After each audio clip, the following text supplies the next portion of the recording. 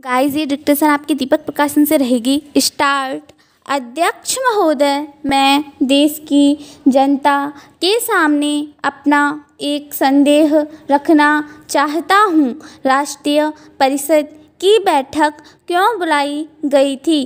क्यों कहा गया था सहयोग का प्रस्ताव पास करो? क्या हम लोग कोई बच्चे थे? क्या हमारे मन में यह लालसा थी कि किसी प्रधानमंत्री के दरवाजे पर हमारे सहयोग की भीख स्वीकार कर ली जाए? प्रधानमंत्री की मैं इज्जत करता हूँ, लेकिन उनकी एकाग्र दृष्टि के ऊपर मुझे तरस आता है। इसलिए बार बार मैंने कहा कि इस लड़ाई में हम सब साथ हैं, क्योंकि यह लड़ाई किसी पार्टी के खिलाफ नहीं है। यह लड़ाई है देश की मर्यादा की प्रतिष्ठा को बचाने की लड़ाई। इस देश को बचाने की जिम्मेदारी आज करोड़ों दिल टूटे हैं और इस दिल को आप नहीं जोड़ सकते। आप अपने भाषणों से उसको फिर से जागृत नहीं कर सकते।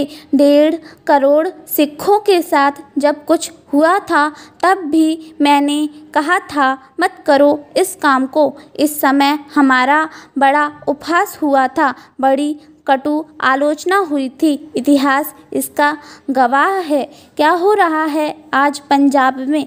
क्या उसको आपने सेना के बल पर दबा दिया? 15 करोड़ मुसलमान जो भारत में हैं, ये सब अरब से नहीं आए, हमारे ही घर के लोग हैं। क्या इनको दबा लोगे? इनको अरब सागर में ले जाकर डुबा दोगे? कोई नहीं जाता है पंजाब और कश्मीर में चुनौती को स्वीकार करने के लिए, चुनौती देने के लिए जाते हैं। अयोध्या में, राम की भूमि में, जहाँ हर किसी को मानवता का, प्रेम का संदेश सुनाया गया। मैं अटल जी से निवेदन करूंगा कि आज भी छोटे दायरे को तोड़ें। जो पश्चाताप उनके दिल में उस दिन था जब उन्होंने इंडिया अब्रॉड को बयान दिया था। क्या आडवाणी की गिरफ्तारी से सब कुछ बदल गया? क्या परिस्थितियां, वास्तविकताएं बिल्कुल टूट गईं?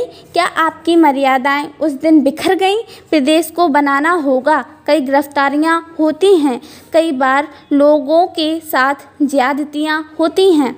उन ज्यादतियों से जो किसी एक नामाकुल आदमी की हरकत से होती है, उसके लिए क्या देश के ऊपर इतनी बड़ी लांछना लगाने के लिए तैयार हैं कि सारी दुनिया आज कहे कि भारत के ऊपर में धार्मिक आज़ादी मिटाने की कोशिश हो रही है।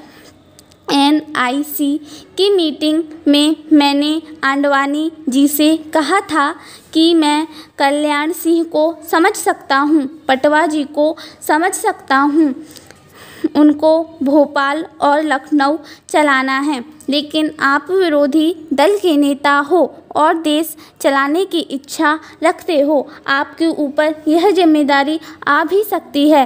क्या कभी सोचा है कि दुनिया में इसका नतीजा क्या होगा? मैं इतना कहना चाहता हूँ कि मुरली मनोहर जोशी जी, आडवाणी जी, जो सारी दुनिया को चुनौती दे सकते थे, अपने 500 कार्यकर्ताओं के सामने खड़े नहीं हो सकते थे। क्या आप देश को चलाओगे? क्या आप राष्ट्र को इस कठिन समस्या से निकालोगे? इतिहास बड़ा कठोर निर्णायक होता है, वह किसी को क्षमा नहीं करता। देर लग सकती है, लेकिन वह निर्णय करके रहेगा। स्टॉप।